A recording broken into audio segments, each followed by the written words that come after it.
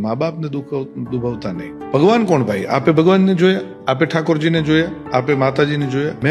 મેં જે જોયા એ મેં મારા મા બાપમાં જ જોયા છે. તો જન્મ તો આપણને મા બાપે આપ્યો છે. આપણી કુળદેવી છે, કુળદેવતા છે, પણ એ બધા પછી છે. અને બધા આપણા મા બાપને આપણે દુખી કરશું ને તો કોઈ આપણી સાથે આપણે કુળદેવતા કુળદેવી ન ઉભા રહે. કારણ કે મેઇન જ મુખ્ય જ આ છે. એટલે ખાસ બધાને હું વિનંતી કરું કે મા બાપને દુખી ન કરતા, ક્યારેય ન કરતા. ભૂલો ભલે બીજું બધું, મા બાપને ભૂલશો નહીં.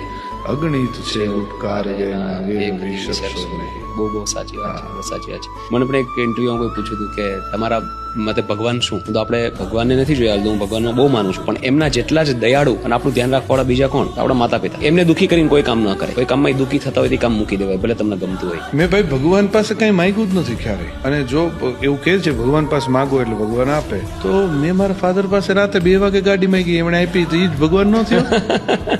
રાઈટ, ભગવાન એ જ થયો ને. Yes yes. તો મા બાપ જ ભગવાન છે. સાચી વાત.